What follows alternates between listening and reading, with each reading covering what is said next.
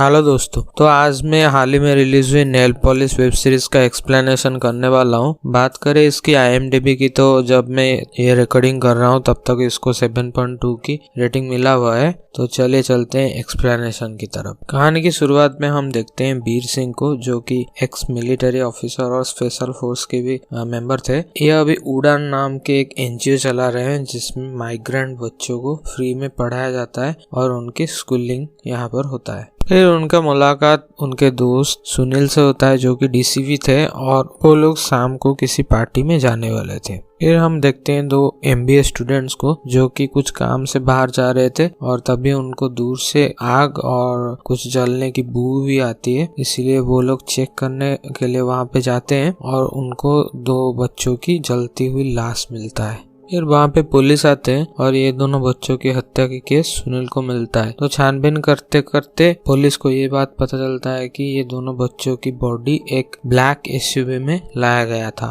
फिर पुलिस यहाँ पर नाकाबंदी कर देता है और ये लोग वो ब्लैक SUV को पकड़ लेते हैं। उसका ड्राइवर भागने का कोशिश करता है, लेकिन सुनील और उनकी टीम उसको सक्सेसफुली पकड़ लेते हैं और उस ड्राइवर से उनको गाड़ी ओनर का घर का पता चल जाता है। फिर ये लोग उस घर पे इन्वेस्टिगेशन करने के लिए जाते हैं और वहाँ पर एक 7 साल के लड़के को किसी ने बांध के रखा था। फिर ये लोग घर के मालिक को ट्रेस करते हैं, जो कि एक 80 साल के बुजुर्ग आदमी थे। तो वो अपनी प्रॉपर्टी उनके भतीजे वीर सिंह के नाम पे कर दिए थे। इसीलिए सुनील वीर सिंह को गिरफ्तार करने के लिए जाता है। क्राइम सीन में उनको कुछ दाढ़ी और ग्लोव्स मिले थे, जिससे वहाँ खूनी के फिंगरप्रिंट्स नहीं मिला। मतलब वो खूनी ग्लोव्स का इस्तेमाल करता था, इसीलिए फिंगरप्रिंट्स वहाँ नहीं मिला। सिंस ये प्रॉपर्टी वीर सिंह की थी, तो प्राइम सस्पेक्ट यहाँ पे वीर सिंह ही था। अभी पब्लिक प्रोसिक्यूटर के हिसाब से अमित को चुना गया था, जो कि एक ऑनेस्ट लॉयर थे, क्योंकि वीर एक एक्स मिलिट्री ऑफिसर और स्पेशल फोर्स के आदमी थे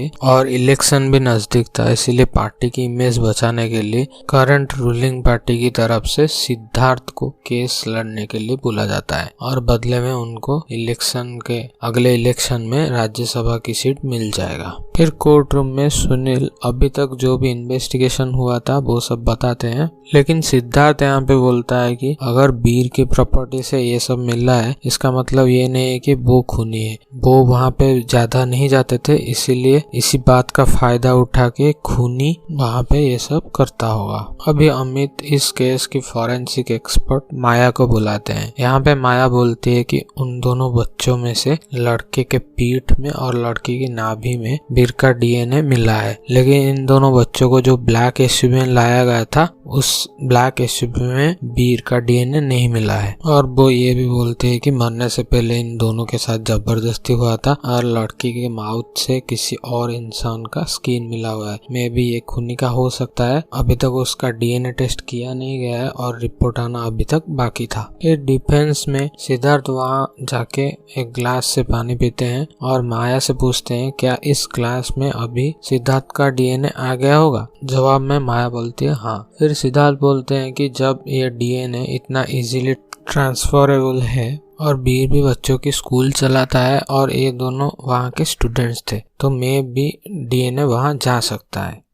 कुछ भी मुझे यहाँ पर ये समझ नहीं आ रहा है, लड़के का पीठ तो फिर भी ठीक है, लड़की के नाभि में कैसे DNA चला गया? ये बात तो पब्लिक प्रोसिक्यूटर को पूछना ही चाहिए था। खैर चलिए चलते हैं एक्सप्लेनेशन की तरफ। नेक्स्ट डेट पे एक्स आर्मी ऑफिसर यशपाल को बुलाया जाता है, जो कि कभी साथ में मिशन में हुआ करते थे, यानी वीर के साथ मिशन में हुआ करते थे। उन दिनों वीर को कश्मीर में अपॉइंट किया गया था और अंडरकवर एजेंट के हिसाब से उनका कोड नेम रंजीत दिया गया था। वो लोग एक बिजनेसमैन को ट्रैक कर रहे थे जिसका आतंकवादियों के साथ स्ट्रॉन्ग कनेक्शन था, और एक दिन उन्हें ये पता चला कि वो आदमी बच्चों को बाहर लेके बेचने का धंधा भी करता है, और उस आदमी को रंजीत यानी वीर ने 2 बच्चे गिफ्ट में दिए थे और उन दोनों की लाश कुछ दिनों बाद वो बिजनेसमैन के गार्डन में पुलिस को मिला। पर इन सब के जिम्मेदार यशपाल को दिखा के उसे जबरदस्ती रिजाइन करवा दिया गया। और एक बात याद रखिए, वीर जब थोड़ा स्ट्रेस में होता है तब वो एक व्हाइट बॉल को अपने हाथ में घुमाता रहता था। इस बात को याद रखिएगा, एंडिंग एक्सप्लेनेशन में काम आएगा। उस दिन के लिए कोर्ट का टाइम समाप्त हो गया था। यहाँ पे फॉरेंसिक रिपोर्ट भी आ गया था और रिपोर्ट के हिसाब से उस लड़की के माउथ में जो स्किन मिला था वो और किसी की नहीं बल्कि वीर का था।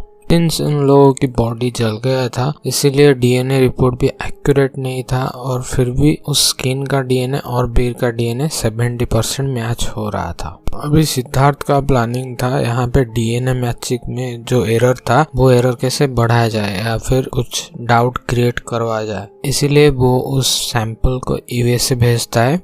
यहाँ पे जेल में एक आदमी था जो कि वीर को कई दिनों से परेशान कर रहा था, तो फिर वीर उस दिन गुस्से में उसका आंख फोड़ लेता है और वहाँ पे मारामारी शुरू हो जाता है। फिर वीर को जख्मी हालत में हॉस्पिटल शिफ्ट किया जाता है। कहानी अभी 3 महीने के बाद दिखाता है। हॉस्पिटल की तरफ से सिद्धार्थ को फोन आया था, इसीलिए वो हॉस्पिटल जाता है। वहाँ पे डॉक्टर बोलता है कि 3 महीने से वीर की हालत बहुत खराब थी, कभी कभी वो वायलेंट भी हो जाता था और अचानक से उसको सब याद आ गया है और वो खुद का नाम चारू रैना बोल रहा था। वो अभी बिल्कुल लड़कियों की तरह पेश आ रहा था। सिद्धार्थ को ये सब एक्टिंग लग रहा था, इसीलिए वो जाके वीर को बोलता है कि ये सब बंद करे, नहीं तो वो केस तो वैसे भी वो हारने के ऊपर आ गए हैं। सिंस वीर का डीएनए 70% मैच हो रहा था और अभी वीर की ये सब करतूत की वजह से वो और भी ज्यादा फंस जाएंगे। फिर कोर्ट में सिद्धार्थ जो डीएनए सैंपल भेजे गए थे यूएसए में उसका रिपोर्ट दिखाता है और रिपोर्ट में 50% की मैच लिखा हुआ था।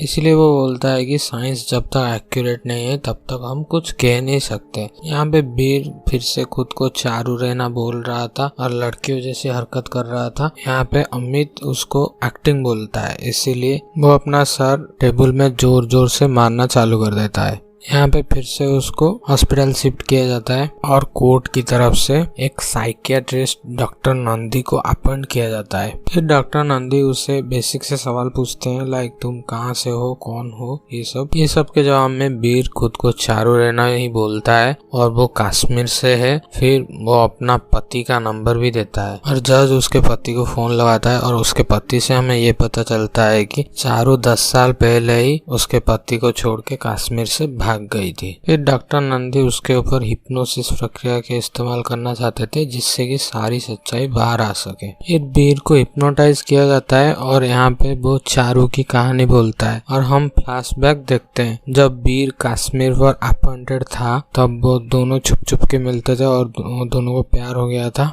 और वीर एक दिन कुछ बच्चों को वहाँ मजदूरी करते देखता है, इसीलिए वो चारू को बोलता है कि उन दोनों को वो कैसे भी करके अच्छे से पढ़ाएगा, बस चारू को उन दोनों के माँ बाप के साथ बात कर लेना है। फिर चारू ऐसा करती भी है, लेकिन एक दिन जब चारू अपने घर की तरफ जा रही थी तभी वो खिड़की से उसी बच्चे को रोता हुआ देखती है और सडनली पीछे से कोई उस बच्चे को कमरे के अंदर घसीट के ले जाता है। ये सब बात वो रंजित यानी वीर को बताती है, लेकिन वीर कैसे भी करके उसे मना लेता है, लाइक तुमने कुछ और देखा होगा। लेकिन चारू उस स्कूल जिसमें वो दोनों बच्चे एडमिट होने वाले थे वहाँ पे एक चिट्ठी लिख देती है। तभी स्कूल के तरफ से वापस चिट्ठी आती है कि ये बच्चे यहाँ पे नहीं पढ़ते हैं और चारू को रंजित यानी वीर के ऊपर शक होने लगता है और वो पुलिस को खबर करती है कि उसी बिजनेसमैन जो कि हम कुछ देर पहले देखे थे उसी बिजनेसमैन के घर में पुलिस रेड मारने जाती है। फिर उन दोनों बच्चों की लाश वहाँ पे मिलता है, लेकिन ये सब बात में चारू रंजित यानी वीर का नाम पुलिस के सामने नहीं लिया था, इसलिए वीर यहाँ पे बच जाता है। वीर चारू को एक सुनसान इलाके में ले जाता है। फिर वो अपना ओरिजिनल आइडेंटिटी यानी वो एक सीक्रेट एजेंट है ये सब चारू को बताता है। ये सब बता के कुछ देर बाद वो चारू को मार के वहाँ नदी में फेंक देता है। अभी फ्लैशबैक खत्म होता है और ये सब बात वीर बोल रहा था। फिर डॉक्टर नंदी इस सेशन के बाद बोलते हैं कि वीर को डिसोसिएटिव आइडेंटिटी डिसऑर्डर यानी दूसरे पर्सनालिटी का मेन पर्सनालिटी के ऊपर हावी हो जाना इस बीमारी है। नेक्स्ट हियरिंग में जज यहाँ पे फैसला सुनाता है कि जब तक वीर मेंटली ठीक ना हो जाए तब तक इस केस को स्थगित रखा जाएगा और वीर को हॉस्पिटल में शिफ्ट किया जाएगा और उसके ऊपर कड़ी निगरानी रहेगा और जब कभी वीर की पर्सनालिटी वापस आएगी तब वीर को गिरफ्तार किया जाएगा और वो ट्रायल फिर से चलेगा। कैमरा अभी वीर की तरफ घूमता है और वो एक स्माइल देके जो व्हाइट बॉल जो घुमा रहा था वो व्हाइट बॉल को अपने हाथ में लेता है और यहाँ पे कहानी खत्म होता है और यहाँ पे सब बात क्लियर हो जाता है। एंडिंग एक्सप्लेनेशन की बात करें तो वीर को पता चल गया था कि वो केस हारने वाला है। इवेंचुअली आगे जाके वो हारने वाला है, क्योंकि उसका डीएनए 70% मैच हो गया था और भी कई अंदरूनी हिस्सों में उसका डीएनए मिला हुआ था और उसे पता था कि तुम्हें फांसी के फंदे तक ले जाएगी। इसीलिए वो बड़े ही चालाकी से अपने प्लान को अंजाम दिया। जेल में लड़ाई शुरू करवाया, चोटिल होके फिर हॉस्पिटल में एडमिट हुआ और डिसोसिएटिव आइडेंटिटी डिसऑर्डर का बहाना किया। सिंस वो मिलिट्री ऑफिसर और स्पेशल टास्क फोर्स में भी था, तो इन लोगों को पॉलीग्राफ टेस्ट और हिप्नोसिस टेस्ट के लिए ट्रेनिंग दिया जाता है और प्रिपेयर किया जाता है, ताकि जब कभी वो लोग दुश्मन के हाथ लग जाए तो वो लोग हमारा डाटा उनसे ना ले पाए। सो वीर यहाँ पे इजीली डॉक्टर नंदी को मैनिपुलेट कर दिया और चारू, जिसको वो सच में कश्मीर के दौरान मिला होगा और ये सब हुआ होगा, वही बात वो खुद चारू बन के ही कह दिया। अभी जज और डॉक्टर नंदी के हिसाब से वीर के अंदर चारू की पर्सनालिटी है, तो चाह करके भी वो उसे फांसी नहीं दे सकते और ये बात वीर अच्छी तरह से जानता था। तो अगर मेरा एक्सप्लेनेशन आप सबको पसंद आया तो प्लीज इस वीडियो को लाइक करके जाना और चैनल को सब्सक्राइब कर देना। इसी तरह के और भी वीडियोस आने वाले हैं, तो मिलते हैं नेक्स्ट वीडियो में। Thanks for watching.